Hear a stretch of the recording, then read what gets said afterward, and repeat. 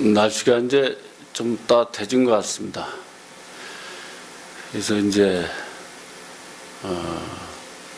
봄이 되면 이제 이렇게 따뜻해지듯이 우리 마음도 녹아서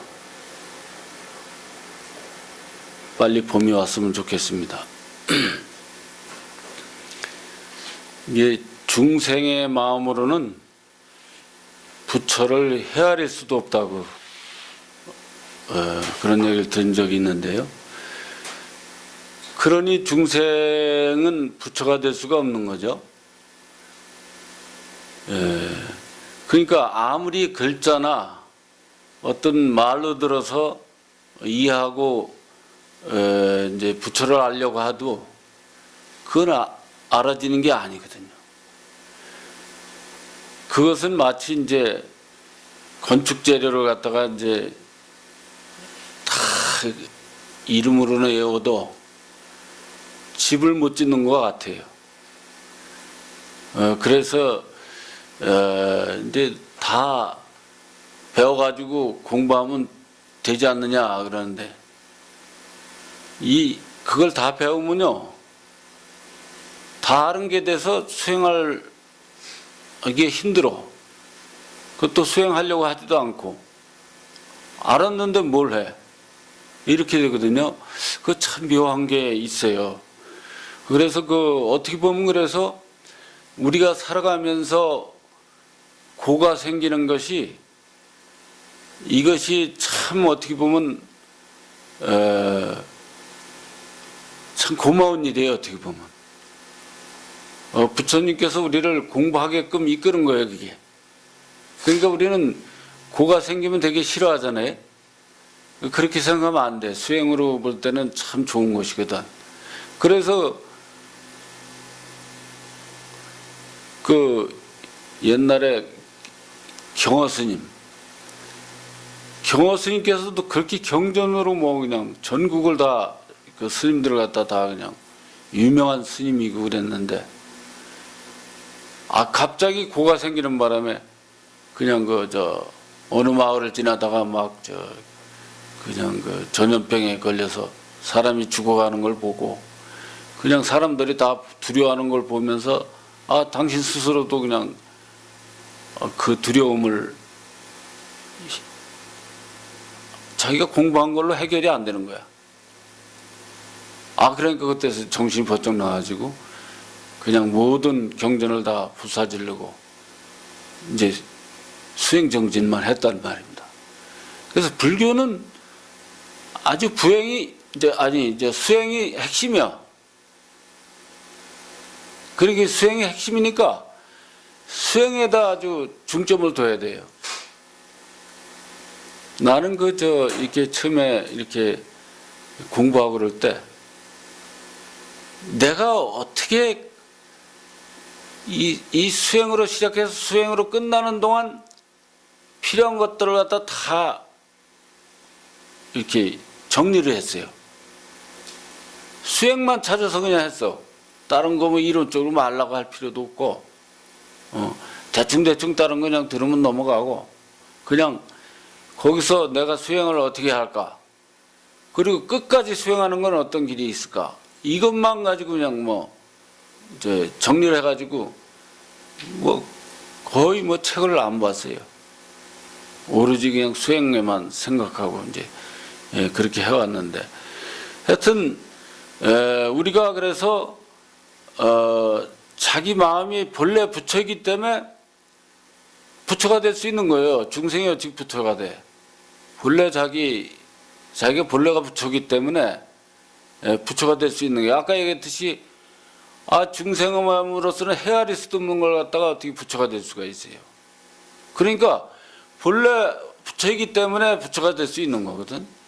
그래서 자기 마음이 부처임을 무조건 믿고 그래서 여기서는 주인공이라고 이름 붙이잖아요. 그 이제 부처님 마음은 자꾸 나랑 별도로 주기 때문에 주인공이라는 이름을 붙이는 거거든. 그래서 주인공을 믿고 거기다 다 맡겨놓고 나는 중생이니까 오로지 그냥 주인공이 알아서 해. 그러고 주인공한테 다 모든 걸 믿고 맡기는 걸로써 이제 수행을 삼는 거예요. 믿고 맡기면서 자꾸 이제 체험되면 체험이 되는 대로 공부하고, 안 되면 안 되는 대로 또 공부하고, 다 그게 주인공이 한다는 걸 믿고 그냥 자꾸 하다 보면 자꾸 이제 이 도리를 알아지게 돼요. 그러면은 뭐 경전 같은 것도 이제 공부가 돼서 보면은 더 잘 봐져. 오히려 핵심을 보게 되고, 그래서 경전을 이것저것 봐도 한 발자국이야. 따로따로 보이질 않아. 하나로 봐줘야 돼요. 한 발자국으로 봐줘야지. 이것을 따로따로 보게 된다면 그거는 이제 수행하는데 상당히 이제 문제가 있어요. 그래서 우리가 이제 그렇게 순간순간 이제 주인공이 다 한다는 걸 믿고 항상 그렇게 지켜보면서 공부하는 게 수행이에요. 그렇게 지극하게 맡겨놓음으로써 알아지는 그것이 이제 부처님 실제 가르침이야. 이제 이론으로 공부하는 게 아니고 실제 가르침이죠. 그래서 이제 그렇게 이제 수행을 하시면 되고, 우리가 이제 어떻게 보면 그 장자 비유가 있잖아요. 이제 장자의 아들이 말하자면 이제 어떻게 길을 잃었어. 길을 잃어가지고 자기 집을 못 찾는 거야. 그건 이제 어떤 거나 같냐면 우리가 본래 부처였는데 이 물질 세계로 이렇게 떨어지다 보니까 물질에 보이는데 이렇게 이제 말하자면 집착이 돼가지고 자기 본성을 잃은 거나 똑같아. 그래서 이제 말하자면 거지로 사는 거죠. 이제 집을 잃어서. 그러다 보니까 아예 거지가 됐어. 그래서 여기저기서 뭐 거지 취급받다 보니까 거지가 항상 자기 습성이 그대로 된 거죠. 그거 마찬가지야. 우리도 이제 중생으로서 자꾸 우리가 중생인데 하면서 이제 그렇게 중생의 습성으로 물질만 탐하고 이렇게 이제 하게 되는 거죠. 그러다가 돌고 돌다 어떻게 자기도 모르게 자기 집 앞에 왔는데 자기 아버지가 네가 내 아들이다 하고 그냥 그러니까 겁이 벌컥 난 거예요. 아니 내가 거지인데 이런 큰 집에 어떻게 내가 아들이 될 수가 있어 하고 그냥 도망간 거예요. 혹시 뭐 또 붙잡혀서 매나 맞고 또 혹시 호든 일을 당할까 겁이 나서 그냥 무조건 도망갔어요. 그러니까 이제 장자가 이제 가만히 생각하니까 안 되거든. 그래서 하인을 시켜가지고 이제 너 저 부잣집에 가서 그냥 한 달에 한두 번 그냥 똥만 풀면 너 먹고 살고 뭐 하는데 하나 힘든 게 없다. 그러니까 그게 귀에 들리는 거예요. 그냥 너무 좋은 얘기를 하면 아예 귀에 안 들리고, 더러운 일 하는 거 그거 하면은 그냥 고생 안 하고 살 수 있으니까 그거 괜찮은데 이제 귀가 설긋한 거지. 그건 뭐가 같냐면 우리가 이제 우리 살면서 잡다하게 이제 소원 이루고 이러는 거 있죠. 그런 거나 똑같아. 우리는 처음에 이제 그런 게 오히려 더 귀에 들리거든. 그래가지고 이제 장자의 집에 가서 보니까 진짜 한 달에 한두 번 똥이나 푸고 그러면서 편하고 좋거든. 그러니까 마음이 여유로워지니까 이것저것 보게 되고 보니까 집안에 어떤 사람은 마당만 쓸고 그런 거 하면서 그냥 그게 좋은 것 같거든. 자기는 더러운 그냥 냄새나는 똥 풀라니까 힘들고 그러니까 가만히 보면 그게 좋은 것 같거든. 그러니까 장자의 문 앞이라는 건 바로 요게 중생과 부처가 이렇게 붙어 있는 거야. 그러니까 이제 장자가 보니까 이제 알아들었으니 이제 그게 이제 알아들었으니까 금방 그냥 청소하는 걸 시켰단 말이에요. 그 청소하는 걸 쭉 하면서 이렇게 이것저것 이렇게 보다 보니까 그 집에 그 집사 서기가 이제 펜때만 굴리거든. 펜때만 굴리면서 그냥 집안 살림 이렇게 이렇게 관리나 하고 그러니까 그게 더 좀 편하고 좋은 것 같단 말이야. 그러니까 이제 장자가 이제 서기를 시켰단 말이야. 서기를 시켜가지고 그 집안에 돌아가는 걸 다 이것저것 하나 배우고 익히고 또 하여튼 이것저것 그냥 다 계산도 하고 하고 하다 보니까 집안의 살림을 다 이제 알아지니까 이제 그때서야 장자가 본래 네가 내 아들이었다. 그러면서 그 집안의 상속자가 됐다. 이런 얘기가 있습니다. 그렇듯이 우리가 이게 그렇게 수행을 하다가 보면 그렇게 이제 차원이 높아지고 그렇게 되는 거죠. 그러니까 이게 이 부처의 세계를 전혀 가름을 못하니까 할 수 없이 그런 방편이 이제 필요한 거죠. 그러니까 우리가 그런 걸 이제 잘 아셨으면 좋겠습니다. 그리고 이제 우리가 보면은 불교는 이제 무상법이잖아요. 다 무상하다 하면 대개 보면 어떤 염세주의에 빠져 이렇게. 무상하다는 얘기는요, 어떻게 보면 창조법이고 이 세상의 주인이 되는 공부란 말이에요. 그렇게 오히려 활기차야 되는데 무상해 그러면 어떻게 축 처지는 느낌이 들고 사람들이 그런 쪽으로 이렇게 좀 오히려 그렇게 가라앉게 되고 그런 경향이 있어요. 그렇다고 해서 들뜨는 게 아니라 안정되게 이렇게 이제 활기찬 거죠. 그래서 이제 그 부처님 당시에도 부정관을 가르쳤는데, 그러니까 이제 이 몸이 이제 그 부정관을 가르칠 때 사람이 죽은 사람을 가서 보니까 손 하나 까딱도 못 하거든. 그래 점점 그 몸이 썩어가는 걸 보면서 이 몸이 무상하다는 걸 자꾸 가르쳤어요. 가르쳐서 나중에 썩는 걸 보고 나중에 그 추한 모습도 보면 나중에 그냥 뼈만 남는 걸 보고 뼈도 사그러져 가는 걸 보고 나중에 아무것도 없이 없어지는 걸 보고 이렇게 가르치다 보니까 어떤 일부의 사람들은 그 염세주의에 빠져가지고 자살을 막 하고 그런 일이 일어났다고 그래요. 부처님 당시에도.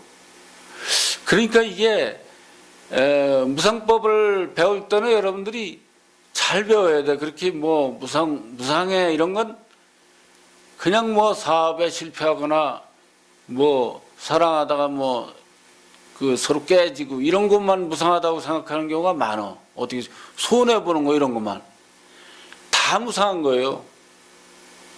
즐거운 것도 무상한 거고 행복한 것도 무상한 거고 일체 다 무상하지 않은 게 없어. 그걸 바로 알 때 부처가 되는 거예요. 그러니까 아까 얘기했듯이 무상법은 창조법이고 어떻게 보면 우주의 주인이 되는 공부고 부처님 되는 원리란 말입니다. 무상법이. 그러니까 그런 걸 모르게 되면 불교가 어떻게 보면 약간 청 늘어지는 경우가 될 수도 있고 활기차지 않은 경우도 있단 말입니다. 그러니까 이 무상법만 바로 알아도 어떻게 보면 불교에 이제 무상법을 제대로 알면 부처가 되는 거예요. 그렇지만 이제 어느 정도 이해만 해도 불교를 반은 알았다 이렇게 얘기할 수가 있어요. 그러니까 그 무상법대로 모든 걸 집착하지 말고 대개 보면 이 공부하다가 이제 여러 가지 그 차원이 높아지면 오신통이 일어난다든지 그러면 거기에 쏙 빠져버려 또. 그리고 또 이제 이게 우리가 사는 세계는 이제 이런 눈에 보이는 세계라고 보지만 이게 눈에 안 보이는 그 영의 세계도 있거든. 이게 영안이 열리고 그러면 또 거기에 쏙 빠져 또. 그러니까 어떤 이 세상을 내가 지구 흔드는 어떤 다 능력이 생겼다고 해도 다 무상한 거기 때문에 뭐 해도 집착하면은 결국에는 다시 또 중생이 되는 거예요. 그러니까 그 무상법으로만 자기가 모든 것에 이렇게 안착이 되고 바로 그렇게 보는 게 되면 결국에는 부처님이 되는 길로 가는 겁니다. 그러니까 어떻게 보면 어렵지 않은 거면서 어떻게 보면 끝까지 그러니까 부처님은 다 무상한 걸 알기 때문에 집착하지 않는 거예요. 그러니까 사람들은 깨우치면 다 끝난 건 줄 알아. 깨우치면요 더 당연히 무상한 걸 알고 집착하지 않고 그렇게 모든 게 다 수행이 되는 거예요. 그대로. 우리도 수행을 말하자면 그렇게 해야 돼요. 애초부터. 그런데 이제 자꾸 모르다 보니까 어떤 이제 방편을 써도 좀 세속적인 방편을 쓰는 경우가 많아요. 그러지 말고 본래 우리가 다 부처라는 걸 믿고 거기다 다 이 부처님은 잘 나서지 않는 성질이 있어. 그래서 내가 중생 마음을 일으켜서 자꾸 이 생각 저 생각하면 부처님은 꼼짝도 안 해. 그러나 내가 다 주인공한테 맡겨놓고 다 그냥 지켜보고 그러면 어느 땐가는 이제 자성 부처님이 이렇게 쉽게 움직인다 이거 움직이는 건 눈에 보여서 움직이는 게 아니라 어떻게 거기다 맡겨놓으니까 일이 잘 된다든지 잘 안 됐어. 그래서 잘 안 돼서 서운하게 생각했다가도 다 무슨 뜻이 있겠지 하고 맡겨놨더니 나중에 보니까 그게 잘 되는 거예요. 그때 내가 바랬던 건 잘 되는 길이 아니고 나중에 보니까 그렇게 가면 안 되는 길이었던 거예요. 이게 마치 어린아이가 이렇게 넓은 이렇게 이제 평상에 올려 놓으면은 자꾸 밖으로 나가려고 그러잖아요. 그죠? 이쪽으로 떨어지면 얘가 다치는데 이거 부모는 어때? 요로 나오면 자꾸 안으로 집어넣잖아. 이게 중생의 마음으로서는 내가 하고 싶은 대로 해야 되는데 자꾸 안 되게 하거든. 그러면 그게 어떻게 해야 돼?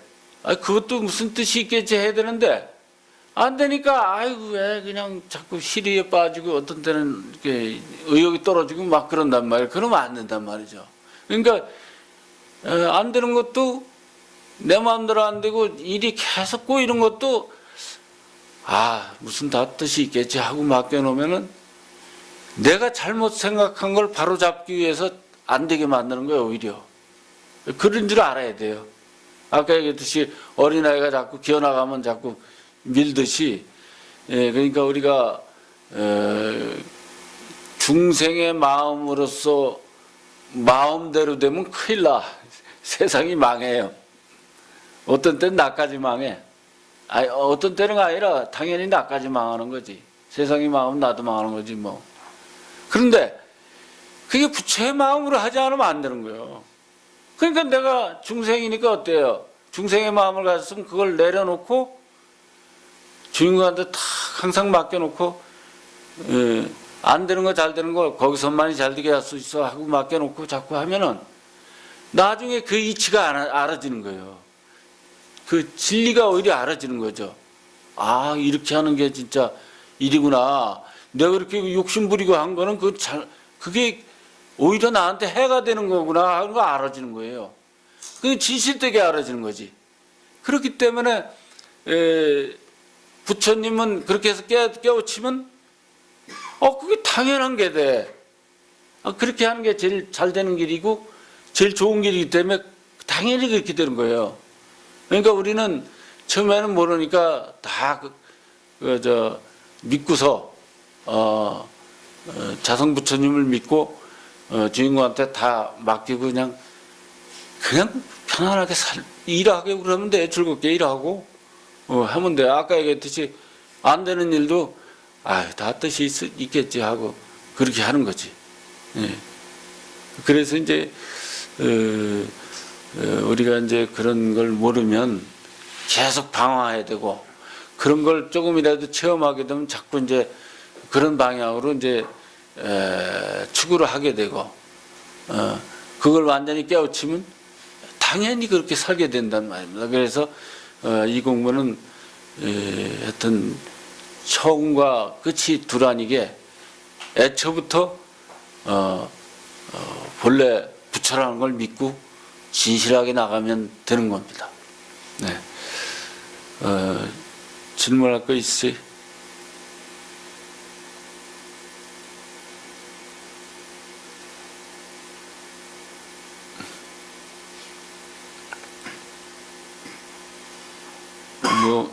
그러면 질문 없으면 그대로만 하면 되니까 열심히 하시고 처음에는 모를 때는요 무조건 주인공하고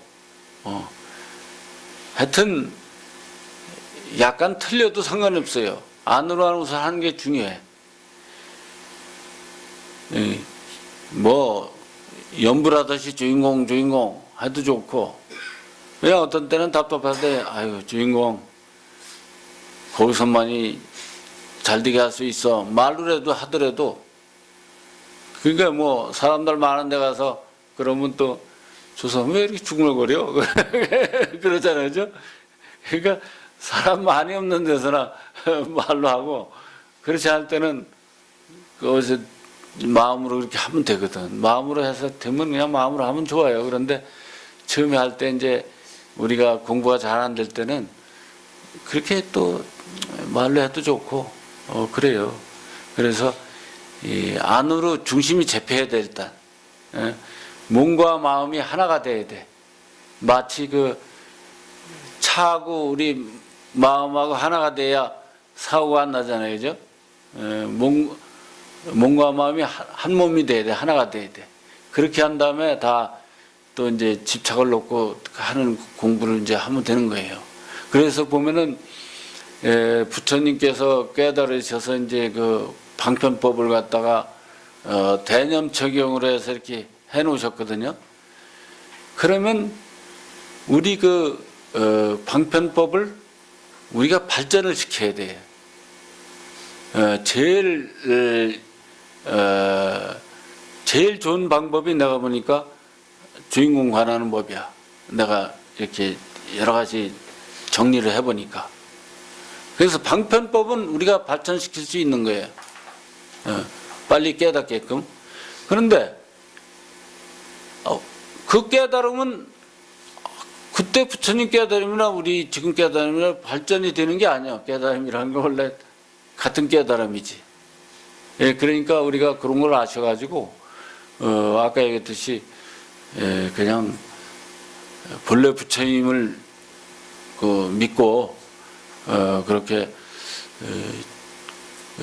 수행하는데 주인공 관하는 법이 제일 낫다는 생각이 들어서 이렇게 또 얘기를 합니다. 감사합니다.